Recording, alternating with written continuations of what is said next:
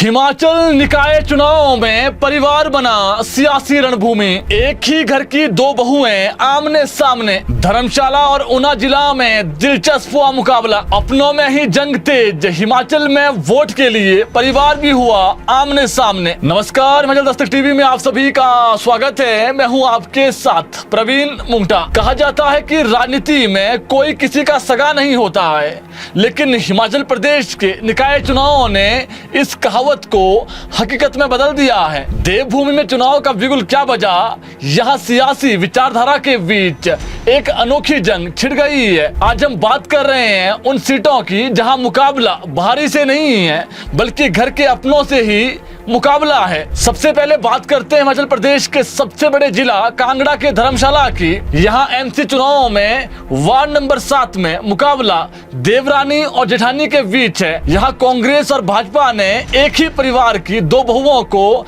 आमने सामने उतार कर यह साफ कर दिया है कि चुनावों में टिकट और जीत सबसे महत्वपूर्ण होती है और उससे बड़ा कुछ भी नहीं। पूरे क्षेत्र में वहां चर्चा है कि आखिर एक ही चूल्हे में खाना खाने वाले पारिवारिक रिश्ते वोट के लिए एक दूसरे के खिलाफ कैसे हुंकार भरेंगे।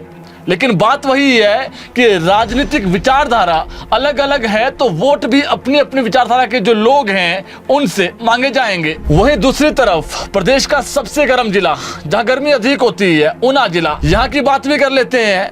यहाँ ऊना के अंब नगर पंचायत चुनावों में इस बार वार्ड नंबर 7 में चुनावी जंग बेहद दिलचस्प है। यहाँ पर भी एक ही परिवार की देवरानी और जेठानी चुनावी रण में उतर गई है, जिससे ये वार्ड पूरे क्षेत्र में चर्चा का विषय बन गया है। अब परिवार के जो और सदस्य हैं वो भी असमंजस में हैं कि वोट डालें तो डालें किसे। वहीं कांगड़ा जिला के नूरपुर की एक सोशल मीडिया पर खबर बड़ी तेजी से वायरल हो रही है, जिसमें पति के सामने पत्नी खड़ी बताई जा रही है। यानी चुनावी मैदान में पति पत्नी दोनों उतर गए हैं, वो भी एक दूसरे के खिलाफ। ये खबर गलत है, ऐसा वहां नहीं है। लेकिन दिलचस्प बात यह है कि भाजपा ने वार्ड नंबर 4 से जहां पति अशोक शर्मा को टिकट दिया है, वहीं वार्ड नंबर 5 से उनकी धर्मपत्नी को चुनावी मैदान में उतारा गया है। ऐसे में पति पत्नी दोनों को भाजपा ने टिकट दिया है और दोनों अलग अलग वार्ड से चुनाव लड़ रहे हैं। अब हिमाचल में राजनीति का चस्का ही ऐसा है कि यहाँ अगर पति चुनाव लड़ रहा है तो पत्नी भी कहाँ पीछे रहने वाली है। पत्नी भी चुनावी जंग में उतर गई है। हालांकि जनता किसको अपना बहुमूल्य वोट देती है तो वो तो जनता के हाथ में है,